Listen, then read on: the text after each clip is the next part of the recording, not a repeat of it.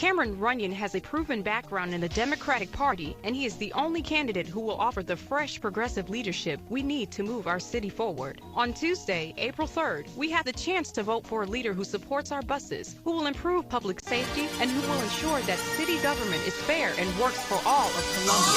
Vote Tuesday, April 3rd.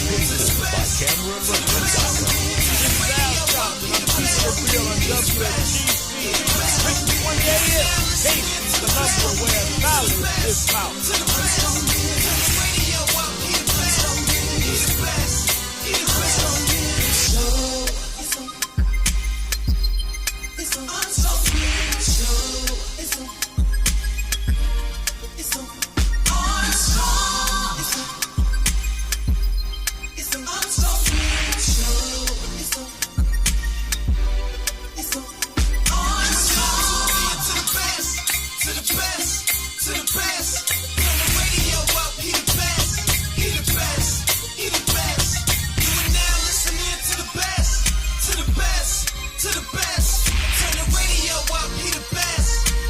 Everyone, this is Armstrong Williams on the right side.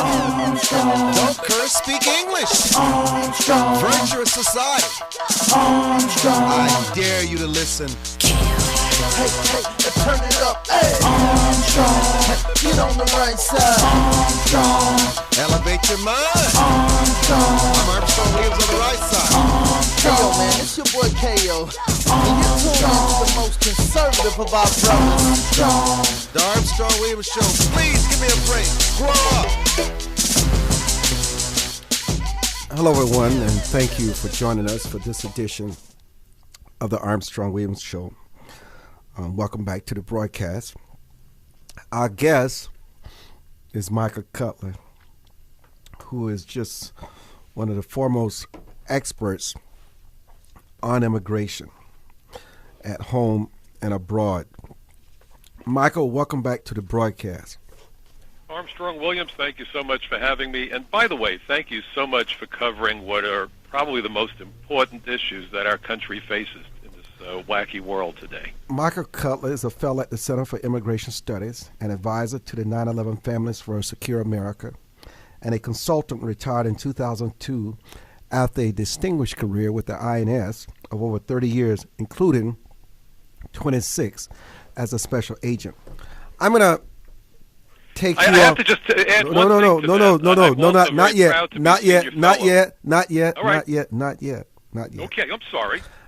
I'm going to take you out of your comfort zone and talk Okay. about something that you're not expected to talk about today. And I hope you can be candid and honest. Okay. Well, I'm always candid and honest. Well, you know, you don't know where I'm going. I don't care. I will be candid and honest no matter where. So listen, I want a different perspective. Okay. Last week on my website, I was so upset by this Trayvon Martin situation and Zimmerman that I just lost all rationale and just said he was guilty. It is obvious what happened. And, you know, I always try to be responsible and I always try to be an example. And everything is about my credibility. But, you know, it's not even.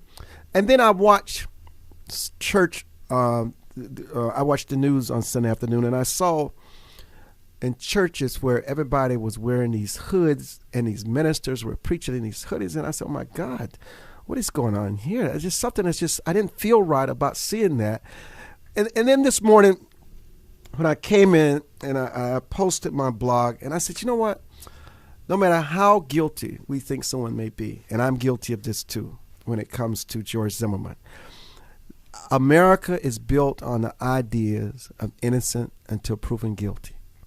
No matter how strongly we feel about it, we don't have all the evidence. Yes, there's much that we think we know, but there's still so much we don't know. And you can't be so quick to judgment.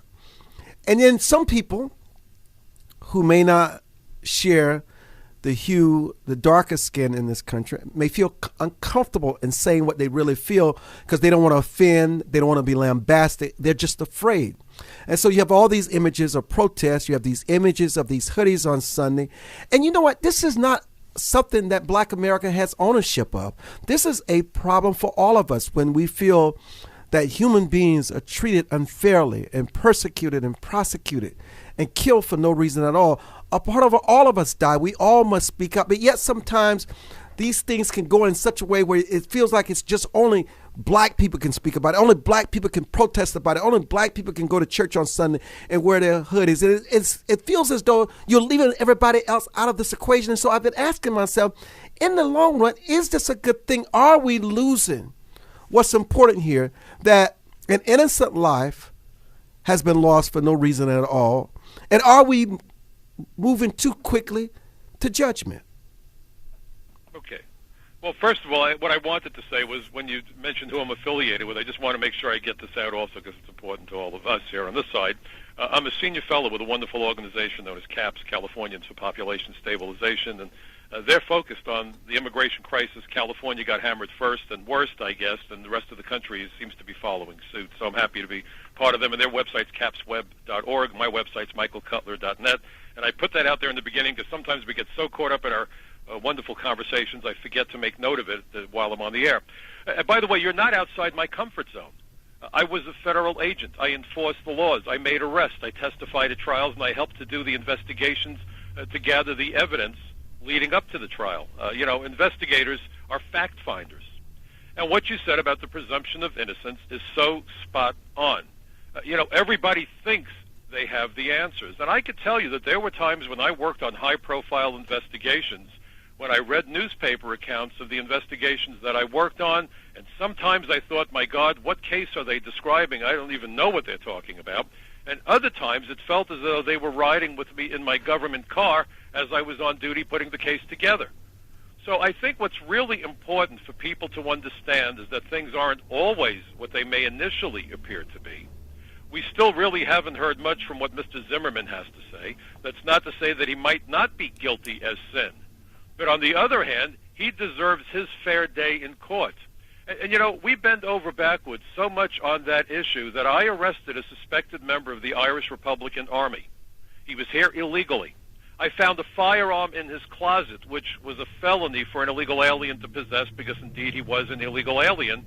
But do you know that we could not tell the jury that this guy was a suspected IRA terrorist? And the jurors had no idea as to how the FBI and immigration happened to come upon this guy who was working in a bar as an illegal alien with a firearm. The part about him having been affiliated with the Irish Republican Army and was believed to have been sending bomb components, bomb detonators, back to Northern Ireland, where one of those devices killed a young judge and his very pregnant wife, could never be told to the jury out of respect for this idea about prejudicing the jury. So I think it's really vital that we keep an even keel on this and let the facts play out. It's not a good thing for anybody when we start to hold the trial in the newspapers. And by the way, the bit about credibility, I'm with you there. If we lose our credibility, then there's no reason on God's green earth why anybody should listen to either you or me, Armstrong. But what about the media who buys into this wholesale? The only story is about the victim. I mean, he died. I mean, I actually believe deep in my heart that Zimmerman has just told falsehoods throughout this, and I think his credibility has been compromised. But still, it is not for me to decide that. That's why we have a court of laws, and that's why we have judges and jurors. From your experience, from what you've heard and what you've examined, is there anything that stands out for you? Because I did know you were a former federal prosecutor. I was trying to get federal agent. I was trying to get your perspective on all this. Well, I haven't read Zimmerman's statement. To be honest, I've been so focused on... I sometimes get the feeling that I'm standing in front of a fire hydrant with an 8-ounce glass trying to capture all the water rushing at me. But from what I am seeing, certainly I think that he may have reacted to the kid's color, his attire, his demeanor. But again, the problem is going back to what he was thinking at that exact moment when he pulled the trigger. I've thank God I never had to use my firearm in self-defense other than to pull it, and that usually ended the problem. I've had colleagues in my agency and other agencies who've been involved in shootings.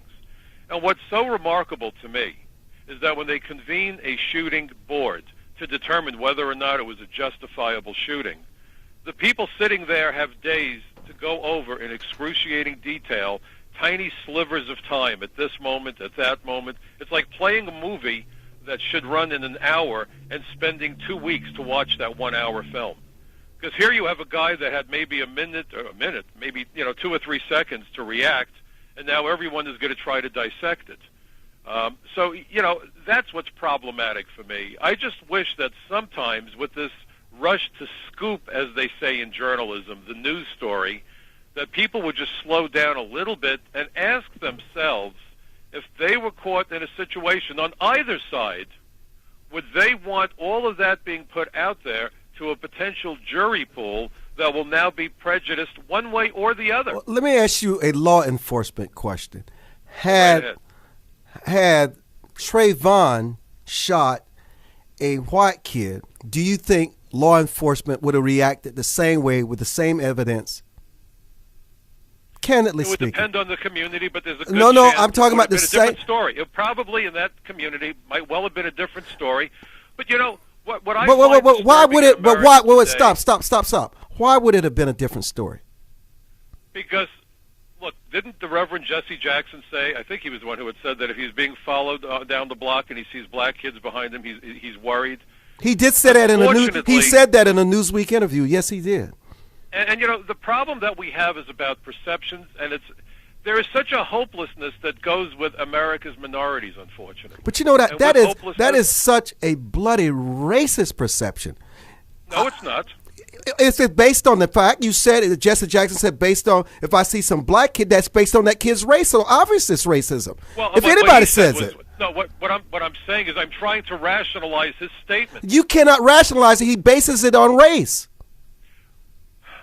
But now, here's my question. Here's my question, Armstrong.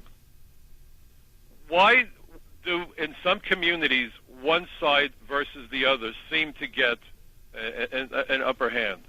Because, unfortunately, we look at a society where everybody brings into a situation their own prejudices and prior experiences. Let me ask you a different question. Had that been a black-on-black crime with young black men, do you think the media, Reverend Sharpton, and everybody else would have had this kind of focus?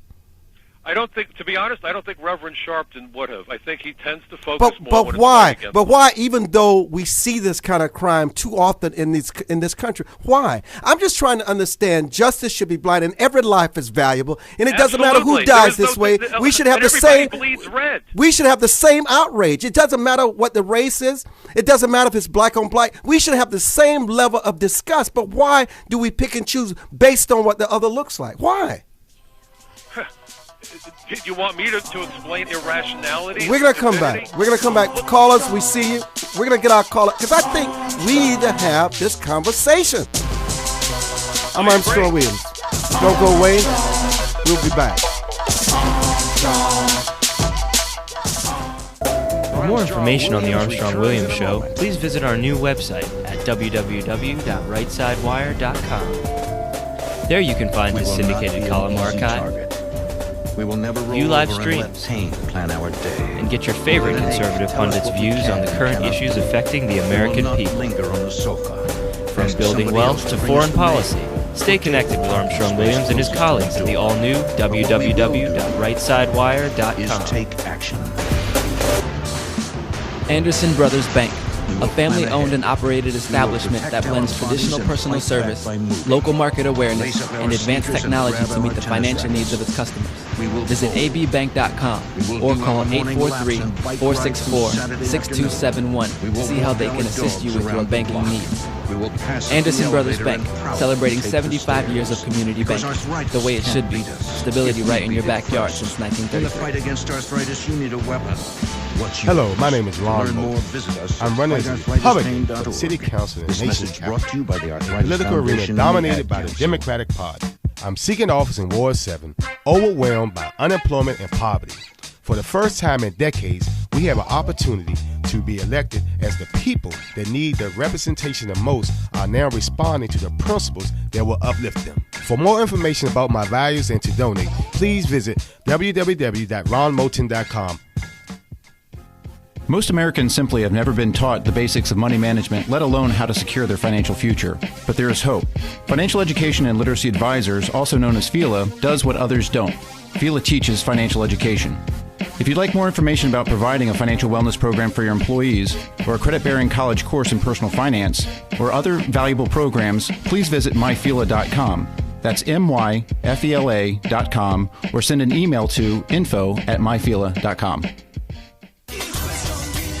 Hi, this is Armstrong Williams with an opportunity to own a piece of paradise in Nassau, Bahamas. Spectacular land prices, 8,000 square feet, 20,000 square feet lot, affordable prices, hilltop properties with views of the magnificent sea. Just call 242-677-3120 or 3121 or go to info@rightsidewire.com and leave your information. Where heads of state, sports, entertainment, and political celebrities meet. You're listening to Armstrong Williams. We're having a candid conversation today. Michael Cutler was not invited on to talk about this, but I just feel we need to have this discussion. We are going to get into the topic of immigration and the fact that CNN is reporting that nearly 1 in 3 Americans thinks that the Supreme Court should overturn the entire 2010 healthcare law. Michael is on the line. Let me see what Miss Mary Jane's perspective. She has a question. Miss Mary Jane, thank you for calling. You're live. Go ahead. Yes, how you doing? Just fine, thank you. Well, my question or my comment is, what time of day was this when he was attacked? It was at 9. Was he supposed to be at school? It was at 9. So it was at night. Yes. So it wasn't, because I was going to make the comment as if he was tardy, as someone had said, and the principal, he dismissed him because of that, being tardy. Well, I'm just assuming. I assumed it was at night from everything I've read. Oh, so he wasn't supposed to be at school. Well, I just assumed that. I'm assuming it happened at night. Oh, well, I was going back to the time frame that he was out there. If he was supposed to be at school, I am an educator. If he was supposed to be at school and we dismissed him because he was tardy, as I had heard some comments about that, then we will go back to the principal. If now that he was supposed to be at school. But if he wasn't supposed to be at school, then he was on his own to come and going wherever he was headed to. So that's why that I was refraining from what I was going to say. But the security guard who killed him, he just committed murder, period. That's and everyone is saying the same thing. So I hope that justice will prevail, and have a good day. Thank you. Alan, your comments. You're on with Michael. Go ahead. Yes, how y'all doing today? Just fine. Okay, I agree with you to this point, Armstrong, that yes, we have to uphold presumption. I understand that. But in this case, in the same breath, we have to say the other person, the person who did the shooting, should have been brought in for questioning. In the Navy, I was a legalman, and you asked what are some of the things that stand out. Well, that's the most important thing that stands out, because the night of, he should have been apprehended. So the killing did take place at. So the killing did take place at night, Alan. So the killing did take place at night. From my understanding, when they did the 911 call, it was a PM. Yes. A late PM. Yes, late time. night. Yes, that's what I thought. 100%, but I believe so. Yes. But we should have him in, and a record of his statement should have been taken. At this point, it is tainted now because that hasn't been done. There's no complete accounting of where he is, who he's been in contact with. So all of that is going to come into play, and a lot of that from a grand jury is going to be thrown out and not heard correctly. So this is going to be ugly. Well, Alan, it's always good hearing from you. Thank you for calling. Reverend Spry, welcome back to the show. Your thoughts? How you doing there, Dr. Armstrong? Just fine. That's good. To your guest, Michael Cutler. Mr. Cutler, how you doing? Thank you, sir. Thank you for the call. Yes, sir. I'm very disturbed. I'm a little bit past upset now. I've kind of calmed down because that's basically why I've been calling in, because I'm very, very disturbed with this teenager child getting murdered in the street. And this man shooting him in the back. And your guest has said that he had a split second. He had way more than a split second because the 911 tape that was played told him not to follow this young man. And he followed him and got out the car and to shoot him in the back. He wasn't in any way in danger from what I can hear and understand. And then he wore over 100 and something pounds more than this young man. It's just terrible. For the least, this man should have been apprehended, taken in, and questioned. This man actually went back home with his weapon.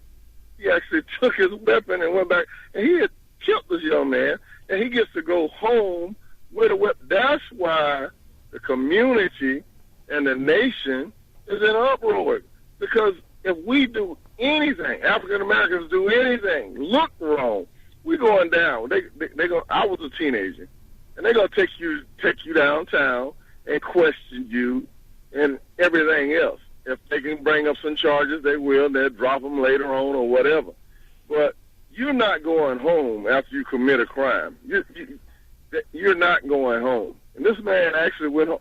Even if a police officer shoots someone, he's under investigation for a little while, and they take his weapon. I mean, this man went home with his weapon, and he's not even a police. That's just unthinkable.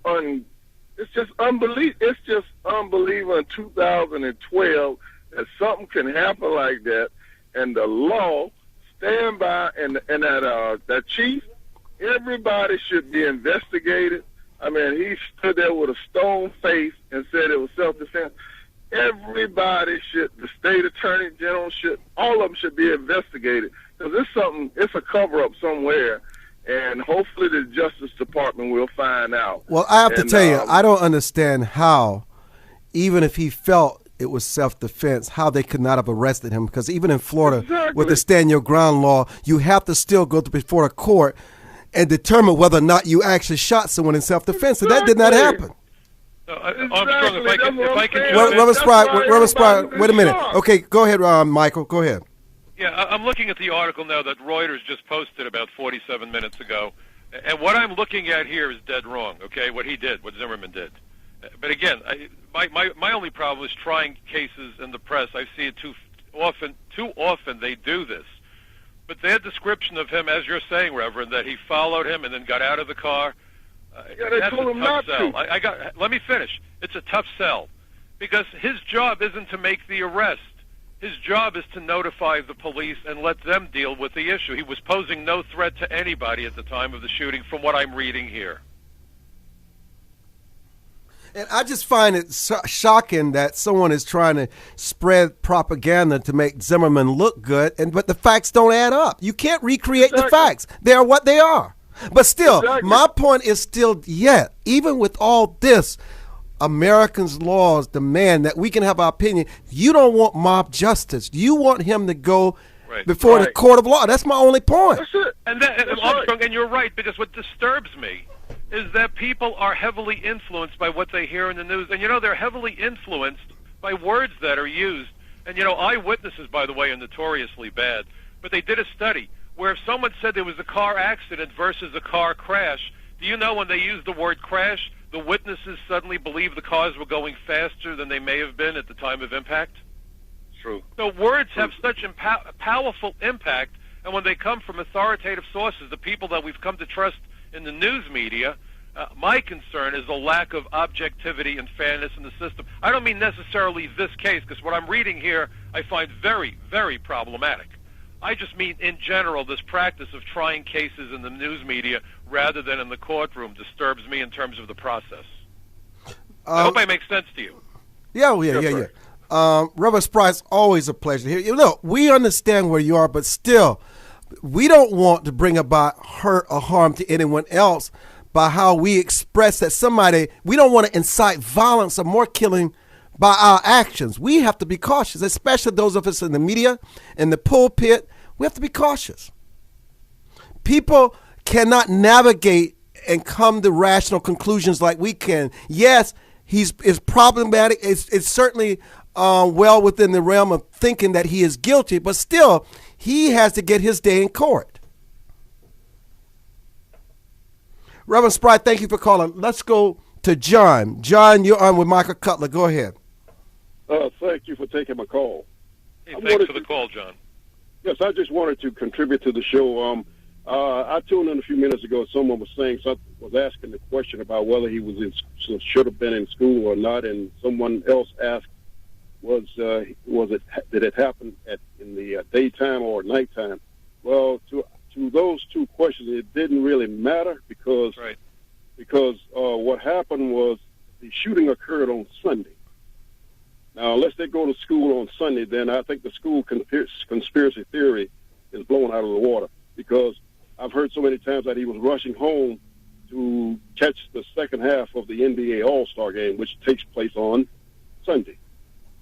So I just wanted to mention that. And also, this tragedy, this crime that took place in Florida, I hope that it will, the investigation into the goings-on of the police department will go further than the Trayvon Martin situation, and calls for a lot of cases that was handled by the police department to be reopened and reexamined to see if anybody had been unjustly done by the law enforcement. And that's all I have to say. Thank you very much. Thank you. Miss Mary, you have a question. Go ahead. I just want to ask, am I there? Yes, ma'am, you are. Okay, I just want to ask, if they say, they're saying that, Zimmerman, his nose was broken, he had something like his head. If that's the case, none of his picture shows that, because if your nose is broken, it would be puffed up.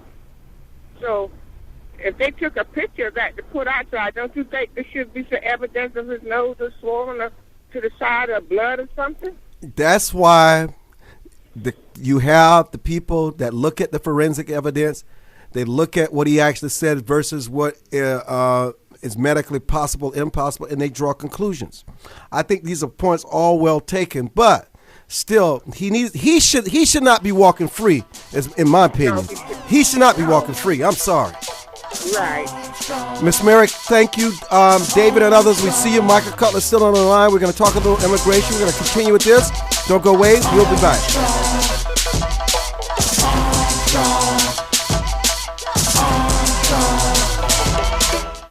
For more information on the Armstrong-Williams Show, please visit our new website at www.rightsidewire.com. There you can find his syndicated column archive, just sending a gift to Dave 2037, view live streams, me in the future, and get your favorite conservative pundits' views on the current issues affecting the American people. From building wealth to foreign policy, stay connected with Armstrong Williams and his colleagues at the all-new www.rightsidewire.com. I guess I was thinking Steve 2037 would just fend for himself. Join the millions of Americans who pursue one of our country's finest traditions, from hunting to sports shooting. Since 1871, the NRA has grown as a service organization involved in all aspects of shooting sports and is a proud defender of the Bill of Rights. Join today to begin taking advantage of exclusive membership offers and discounts, including up to $25,000 in insurance coverage. Contact the NRA today. Call 1-800-672-3888 or visit NRA.org. Because he is going to come back here and knock some sense Elder into you. Chicks is an exciting part of the fastest growing segment of the population. Women in their 70s, 80s, and older who are mastering the art of a senior life. We're no longer unseen and unheard. We're providing role models for each other and the baby boomers who are fast approaching retirement. Join our virtual community. Hit www.elderchicks.com on your computer keyboard.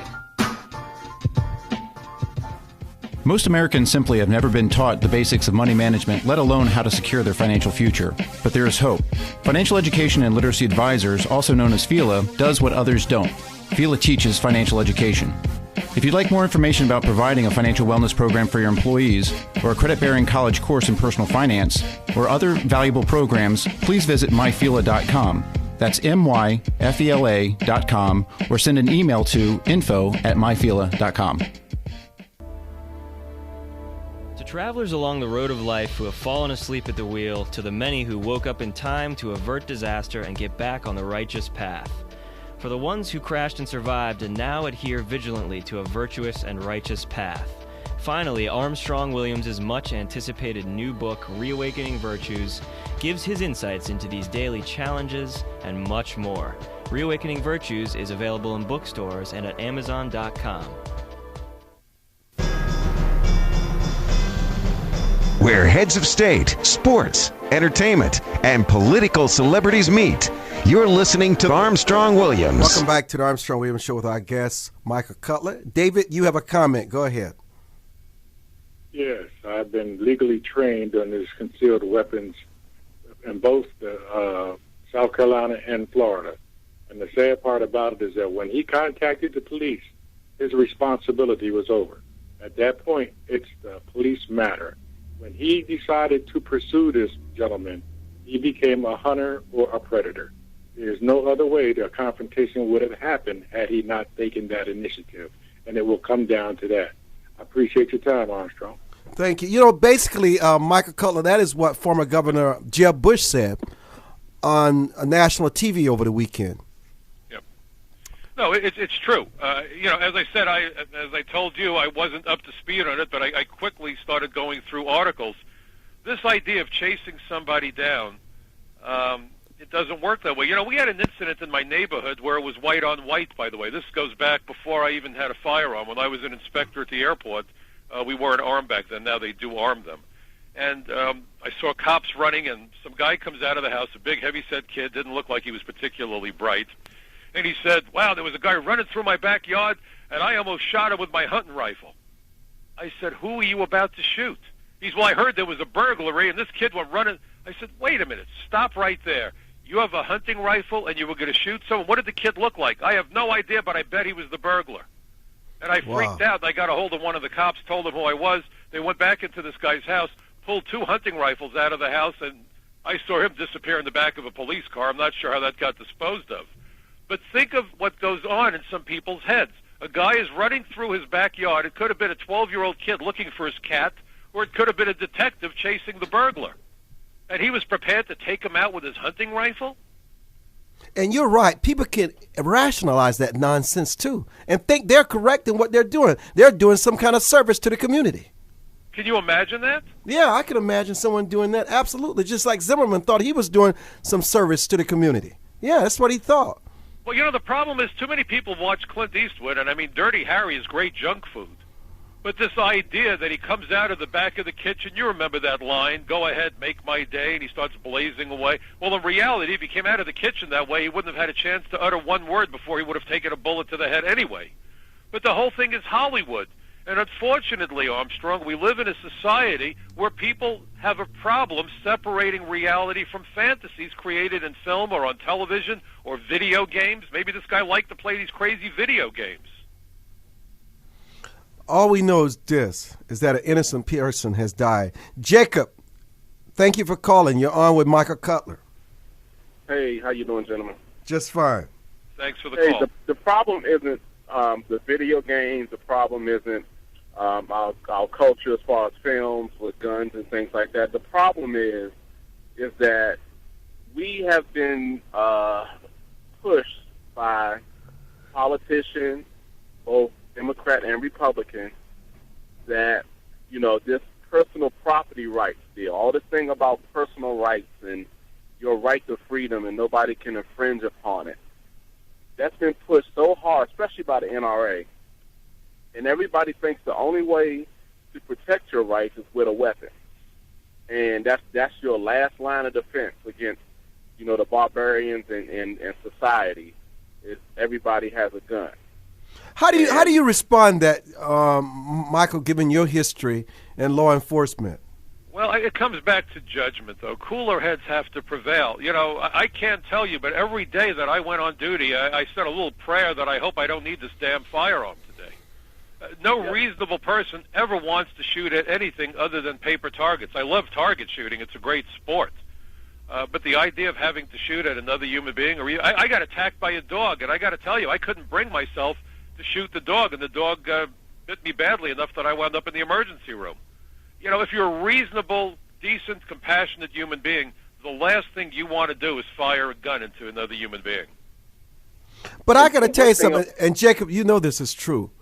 Many people, let's say a few, that possess a firearm just wait for someone to break in their home to just test it. I mean, some people think that way. Exactly. It's a fact. They go to these shooting ranges every weekend, and so they can let off these shots, and they just pray that somebody crosses their path where they have an opportunity to use that firearm. And it work. And no matter what you're talking about, somebody in a rural part of the country or in the urban areas of the country, the gun is an automatic ego booster, and all of a sudden, you got your chest out, and you don't have to listen to what anybody says. You don't have to reason with anyone. If you feel like you're being violated, then you have a problem solver in your pocket or in your trunk of your car that will resolve all these issues. And we've been taught that through our political system. I mean, guns have always been around since the founding of this country. Cowboys and Indians, we used to play it as kids. But this idea of a weapon is your gateway to freedom or your gateway to justice has only started recently, like in the late 70s, early 80s, where, people can just have these weapons around and they don't lock them up. These children kill themselves accidentally. They treat these things like toys, and they treat them like, because they have the Second Amendment right. Well, I have to jump in and say one thing. Like a lamp or furniture. And people don't understand that weapons are extremely dangerous. Well, here's my point. I'm sorry, go ahead. No, but here's my point. And this goes back to what I said about the movies. Whether you want to disagree with me or not, that's fine. But it goes back to the cavalier way that firearms and violence is treated in the media. Movies used to have certain standards. There was, I don't like censorship per se, but sometimes we have to use our heads. There's a difference between yelling fire when there's a fire and yelling fire in a crowded theater when there is no fire. And we've gotten to the point where I think we have been desensitized to senseless violence. Look at the movies, how quickly people will blast each other away and the blood spurts and the films get ever more graphic. Rather than finding it abhorrent, people go, hey, was that a great movie? And what are they looking at? People's guts supposedly spilling out onto the street. So I do think we've been desensitized, and just to talk about the way we teach people, doesn't that teach a lesson through those video games and through those movies that are increasingly more violent and more graphic? Jacob, thank you so much for calling, and always we appreciate your perspective on the broadcast. Let's go to Bobby Jones, who has a comment. Hello, Bobby. Armstrong, I wanted to call to let you know I am very offended that someone would think that because I have a right to have a weapon, that I'm a cowboy. I have that weapon to protect my family. We said few people. We said very few. We didn't say the majority. It's not something to be sensitive over. Well, we just said the few. Okay, well, let me say this. The hottest movie on TV right now are teenagers killing teenagers. Hunter Games. Because there is no ethical standard. Yes. In Hollywood, they have desensitized America by bringing this into their living room in one form or another. Yep, and that's exactly the point. That's a good point. That's an excellent point. When I look at this circumstance as it stands right now, there has to be a design for this purpose, because now children are spending a fortune just this weekend in going to a movie where they see teenagers kill other teenagers for the joy of someone's making profit. That is a sad connotation for the moral character of America. Thank you. Michael, And that was thank the you, point I Bobby. was getting at, Armstrong. We have gotten people to believe this is the solution to the problem. But it's not. No, of course, as I said to you, the first thing that I learned when I was handed my service weapon, I hate to tell you how many years ago it was, 35 years ago, was the responsibility that goes with it. Every bullet that you fire, if someone has a shootout, 6 bullets can be perfectly acceptable and justified. That 7th bullet can put you on death row. You know, I tell you, I mean, we cannot turn this around, can we? Well, we've got to start taking responsibility for how we as a society conduct business, what we find acceptable, what we find abhorrent.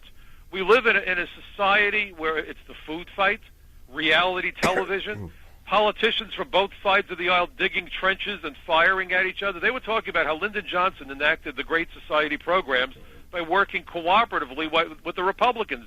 He was purportedly, he had told his people that no matter what, Everett Dirksen, who was the leader of the Republicans, needed to look good so that everybody would be willing to share and work together. When have you seen a Republican try to make a Democrat, as a rule, look good today? We are at war. When you go on television, and you know I've done so many television appearances, they want a food fight. They want the argument, the debate, the conflict, because if there's conflict, then there's drama. How about solutions rather than conflict? And you know, I saw the Hunter Games in New York this past weekend, and I could not believe it was a movie about children killing each other. I was stunned. That's my point. So don't you think that this sends a dangerous message? And when you have parents who think that the schools are supposed to raise their children, and if the schools fail, that the criminal justice system is supposed to raise their children? You know, it shocks me. I was the Parents Association president of my daughter's school, and some of the parents really and truly took their responsibility seriously, and some of the parents, if you want to know what the parents were like, look at the way they permitted their kids to show up at school. The girls looked like they were there to make a porn movie, and the guys looked like they escaped from the freak show at the circus. And you say to yourself, well, where are the parents? We need parental supervision over our children. And one of the things that drives me nuts, and I don't know how you feel about this, so I'll turn the table and ask you the question. The parent who has a 13-year-old son or daughter and says, I want to be my child's best friend. If you're a parent and think your 13-year-old needs to be your best friend, I think you need to get a life. Colossal misjudgment. It really is. But you know what? The parent is probably 21 or 22. And that's another part of the problem that we are not addressing societally. When children have children, what do you expect the outcome is going to be? What the outcome. By the way, I have to tell you, I was sitting in a police precinct. Hold on to your story. Hold on to your story about the police precinct. We're coming back. Michael Cutler, our phone lines are open. www.livestream.com/Armstrong Williams.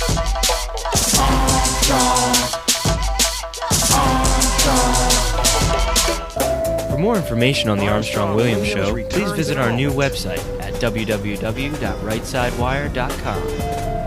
There you can find his syndicated column archive, view live streams, and get your favorite conservative pundits' views on the current issues affecting the American people.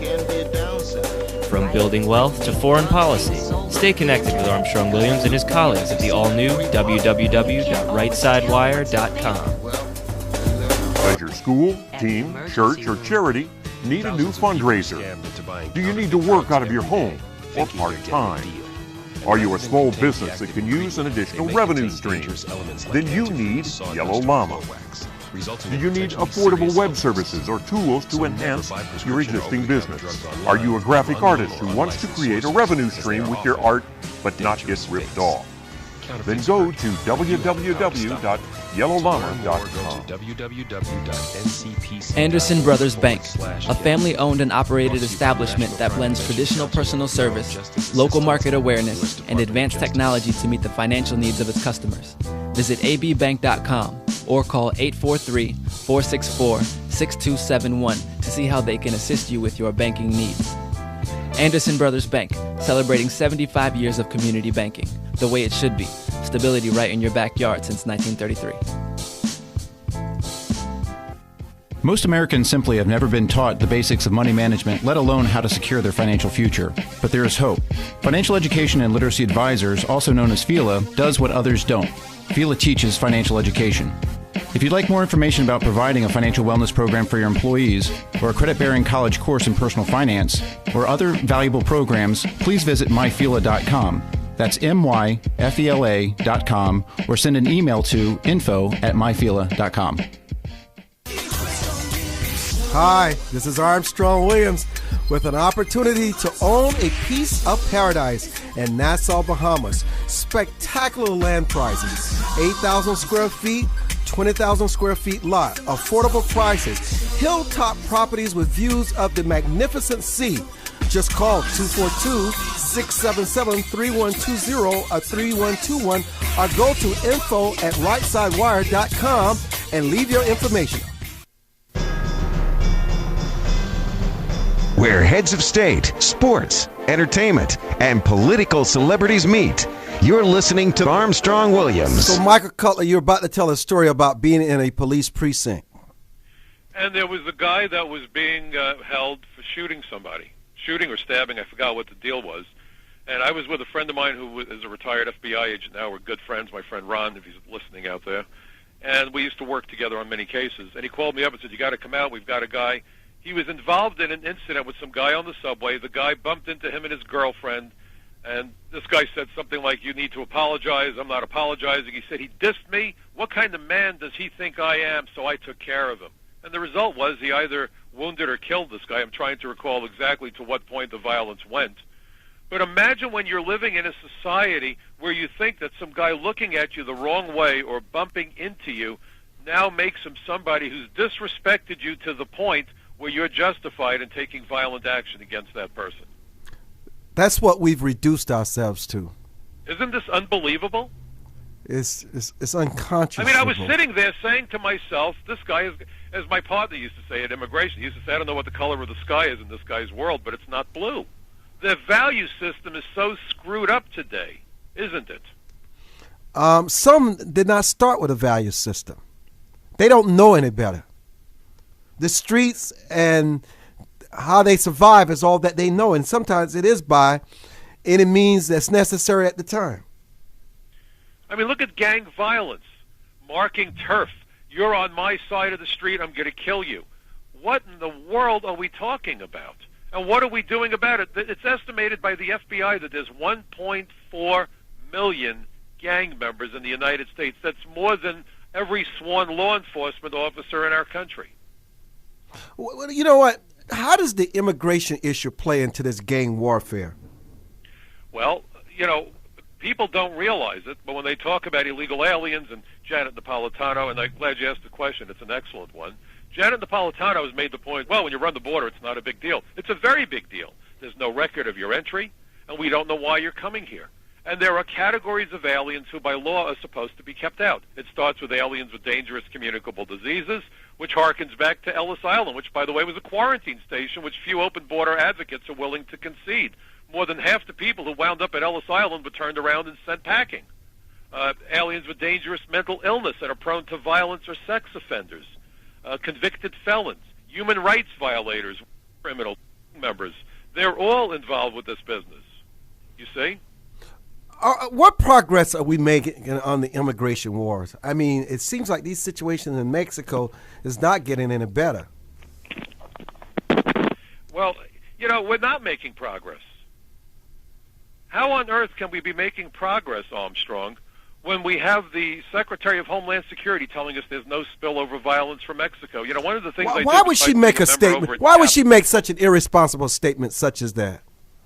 Because it's political, because there is an agenda in play, because the politicians who are getting the campaign contributions want to keep the supply of cheap labor flowing, the clientele for the banks, the clientele for the lawyers. Look how many people are making out like bandits. You know, I wrote an article for the Social Contract about the profiteers of immigration. It'll be out at the end of the month. I've called it Immigration, the Modern-Day Gold Rush. So many people are feeding at the trough, and the average American is paying the price, and it's a hell of a price. How big of help us understand the price, and not only in terms of on our society, but also in human capital. Well, it is because, look, first of all, with all this talk, and I'll be honest with you, I confronted Newt Gingrich because I was given the privilege of addressing the Tea Party convention in Myrtle Beach, and I bumped into him at the bar. And I said, with all this talk about creating jobs, why don't you talk about liberating jobs? It takes time to build a facility to employ people. It takes money. That takes a while. But if you enforce immigration laws, you could put Americans to work tomorrow morning. So when you look at that, you look at the drug trade, and it's believed that at least 70% of the crime in America directly or indirectly relates to the drug trade, which comes back again to the smuggling of the drugs and the drug traffickers into our country. The toll is immense. And we're also worried about terrorists. We're looking at Iran and the fact that they may attack America if Israel tries to take out their nuclear power plant, or their nuclear facilities, to build weapons. And so now we know that there are Iranian shock troops stationed in Venezuela and Hezbollah terrorists training in Brazil. But the president says, hey, let's make it easier for Brazilians to come to America. Let's streamline their visa process. Really? When you have terror training camps in Brazil with Al-Qaeda, Hamas, and Hezbollah? The point is that the politicians seem to be doing the bidding of the people with the deep pockets who make the campaign contributions. That's not a perception. That's a reality. Randy, welcome to the show. You're on with Michael Cutler. Your thoughts today. Randy? I guess Randy, obviously, corporate America and the government, to a lesser extent, know exactly how these drugs come into this country. Look at a place like Miami. It is a cash cow. It is an economy, and they pick and choose their losers and winners. But isn't that exactly what they're doing? And we don't have a say in it. We are spectators, and that's why, when I write my commentaries, I always say democracy is not a spectator sport. But the politicians on both sides of the aisle are trying to do precisely that, turn Americans into spectators so that they can do what they want and then lord over us. Are you surprised that the U.S. visa waiver program eligibility to participate now expands to India? I didn't realize they were doing it. It's a shocker. It blows my mind that we have a visa waiver program at all. There are radical Islamists in India. Not all. Many Indians, in fact, are at war with Islam. There's that schism between Pakistan and India. But this is at an era when we are strip-searching 85-year-old women attempting to get on board airplanes here in the United States. Recently, there was a child, I think 18 months old, in a stroller who was subjected to an intensive search. I mean, what in the world are we doing talking about a war on terror where we almost have no longer an expectation of privacy under the Fourth Amendment, but meanwhile we'll let just about anybody come here? Do you know that well over half of the people who come to America today as non-immigrants come here without visas? And meanwhile, if you look at the visa process, it offers a very important measure of security, a layer of security to protect us. I just wrote an article about it for CAPS at capsweb.org, where I talked about why the visa process protects Americans.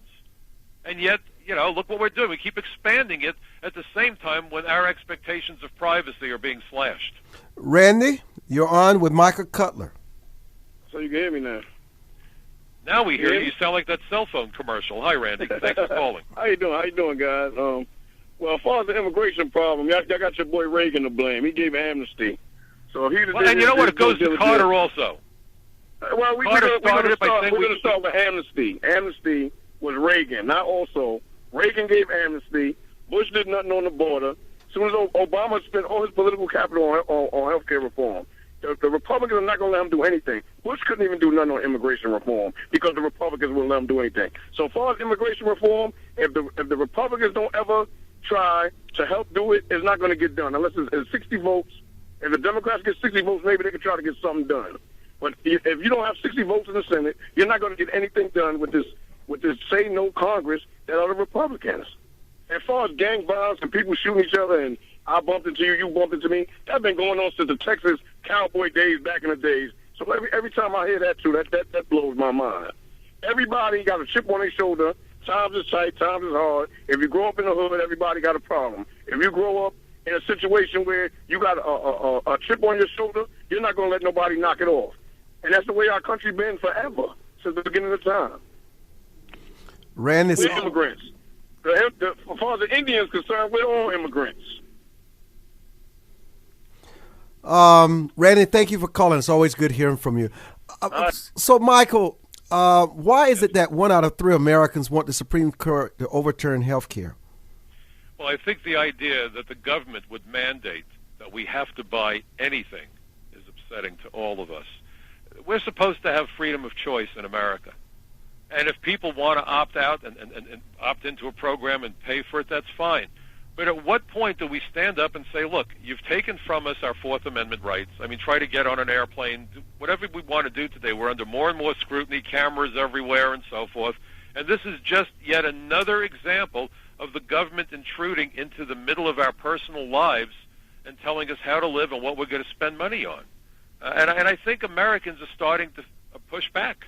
I think that's real. I'm surprised it's only 1 in 3. You know, I'm a registered Democrat, and I think I'm pretty liberal on most issues. But the idea that the government could be that intrusive and that demanding, and then you read the stories about how many law enforcement officers are being trained ostensibly to enforce the law, to make sure that people buy the health insurance. Since when did the government become the salesman for any program like that, where they're going to come to you other than take your taxes and take money out of your pocket? Boy, I tell you, they're just too. Tell us how that makes sense to you, Armstrong. Oh, of course. Give us your webpage address again. Sure, it's CAPS Web, C-A-P-S, capsweb.org. Wonderful organization out in Santa Barbara. I was there recently. I hope to go back soon. And my website, of course, is michaelcutler.net. I got to tell you did such an amazing job of putting together a program that respects the First Amendment. Because, as you know, the First Amendment isn't just about freedom of speech, freedom of press, freedom of religion, but it's the right to seek redress of grievances and to peaceably assemble to have the kind of discourse, discussion, and debate that we enjoyed today on your program. Well, thank you for joining us, and it's always a pleasure. Thank you, Michael Cutler. Be well. See you soon. All the best. Another edition of the Armstrong Williams Show, www.livestream.com/Armstrong Williams.